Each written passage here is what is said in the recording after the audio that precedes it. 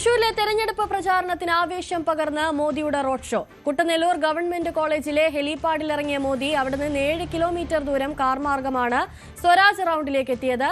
തുടർന്ന് തുറന്ന വാഹനത്തിലായിരുന്നു road show. Thrissur ജില്ലയിലെ വിവിധ മണ്ഡലങ്ങളിലെ NDA സ്ഥാനാർത്ഥികളായ Padmaja Venugopal, KK Aneesh Kumar, CC Mukundan എന്നിവർ പ്രധാനമന്ത്രിക്കൊപ്പം റോഡ് ഷോയിൽ പങ്കെടുത്തു. കേന്ദ്രമന്ത്രി സുരേഷ് ഗോപിയും മോദിക്കൊപ്പമുണ്ടായിരുന്നു. പാലക്കാട് പൊതുസമ്മേളനത്തിന് ശേഷമാണ് മോദി തൃശൂരിലെത്തിയത്.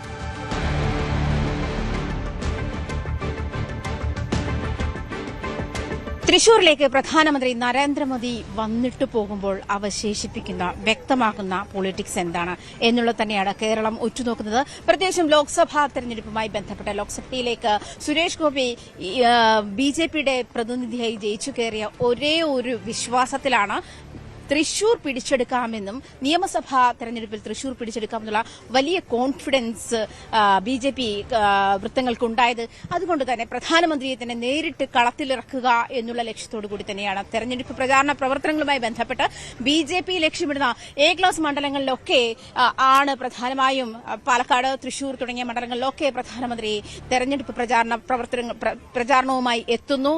വോട്ടർമാരെ അഭിസംബോധന ചെയ്യുന്നു. പ്രത്യേകിച്ച് നിഷ്പക്ഷമായ വോട്ടുകൾ ലക്ഷ്യമിട്ടുകൊണ്ട് തന്നെയാണ് LDFന്റെ മണ്ഡലമാണ്, അല്ലെങ്കിൽ LDFന്റെ വോട്ടുകൾ കൂടുതലുള്ള മണ്ഡലമാണ്, പരമ്പരാഗത വോട്ടുകൾ കൂടുതലുള്ള മണ്ഡലമാണ് എന്ന് LDF അവകാശപ്പെടുന്ന സാഹചര്യത്തിൽ പോലും വലിയ കടുത്ത ആത്മവിശ്വാസത്തിൽ തന്നെയാണ് BJP വൃത്തങ്ങളുള്ളത്. പ്രത്യേകിച്ച് നിഷ്പക്ഷ വോട്ടുകൾ അത് എങ്ങനെയാണ് BJPയിലേക്ക് എത്തിക്കുക എന്നുള്ളത് തന്നെയാണ്. BJPയിൽ നിന്നും ഒരു നിയമസഭാംഗം ഇത്തവണ ഉണ്ടാകും, അല്ലെങ്കിൽ മത്സരിക്കുന്ന ഈ കടുത്ത മത്സരം നടക്കുന്ന ത്രികോണ മത്സരം നടക്കുന്ന 9 മണ്ഡലങ്ങളിൽ നിന്നും BJP നിയമസഭയിൽ എത്തുമെന്നുള്ള ആത്മവിശ്വാസമാണ് BJP വൃത്തങ്ങൾക്കുള്ളത്.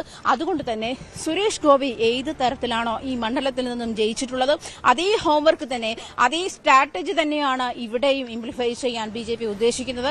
പ്രധാനമായും പ്രധാനമന്ത്രി പാലക്കാട് പ്രസംഗിച്ചപ്പോൾ ഇരു മുന്നണികളെയും അങ്ങേയറ്റം വിമർശിക്കുന്ന ഒരു സാഹചര്യം കൂടിയാണുള്ളത്. ഇരു മുന്നണികളും കേരളത്തിൽ ഭരണ കാലഘട്ടത്തിൽ ഉണ്ടാക്കിയിട്ടുള്ള കോട്ടങ്ങൾ, വികസന മുരടിപ്പുകൾ തുടങ്ങിയ കാര്യങ്ങളൊക്കെ പ്രധാനമന്ത്രി ചൂണ്ടിക്കാട്ടിയിട്ടുണ്ട്.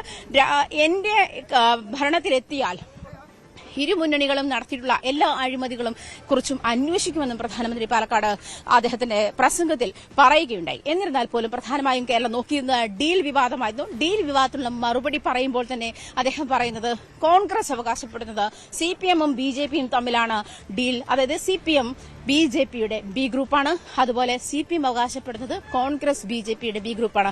ഇങ്ങനെ പറയുമ്പോൾ ഇവിടെ A ഗ്രൂപ്പ് എന്ന് പറയുന്നത്, A ക്ലാസ് എന്ന് പറയുന്നത് BJP ആണ് എന്നുള്ള തരത്തിലേക്കാണ് പ്രധാനമന്ത്രി തന്റെ പ്രസംഗം അവസാനിപ്പിക്കുന്നത്. വികസന മുദ്രാവാക്യം മുന്നോട്ട് വെച്ചുകൊണ്ട് NDA ഭരണത്തിലിരിക്കുമ്പോൾ കേന്ദ്ര സർക്കാരിന് NDA ഭരണം കേരളത്തിൽ വരുമ്പോൾ കേന്ദ്ര സർക്കാരിന് ഇംപ്ലിഫൈ ചെയ്യാൻ കഴിയുന്ന കാര്യങ്ങൾ അദ്ദേഹം കേരളത്തിലൊരു മാറ്റത്തിന്റെ ചുവടുവെപ്പായിരിക്കും ഒരുപക്ഷെ BJP നിയമസഭയിൽ എത്തിയാൽ എന്നുകൂടി അദ്ദേഹം പറഞ്ഞു വെക്കുന്നുണ്ട്. എന്നാലും വലിയ ആവേശത്തോടു കൂടിയാണ് ജനങ്ങൾ, വോട്ടർമാർ, തൃശൂർ മണ്ഡലത്തിലെ വോട്ടർമാർ പ്രധാനമായും പ്രധാനമന്ത്രിയെ എതിരേറ്റത്. അദ്ദേഹത്തിന്റെ റോഡ് ഷോ വലിയ ആവേശകരമായിട്ടുള്ള ഒരു പ്രതികരണമായിരുന്നു ജനങ്ങളുടെ ഭാഗത്തുനിന്നും ഉണ്ടായിട്ടുള്ളത്. കൂടുതൽ വാർത്തകൾക്ക് News 18 Keralam YouTube channel subscribe ചെയ്യുക.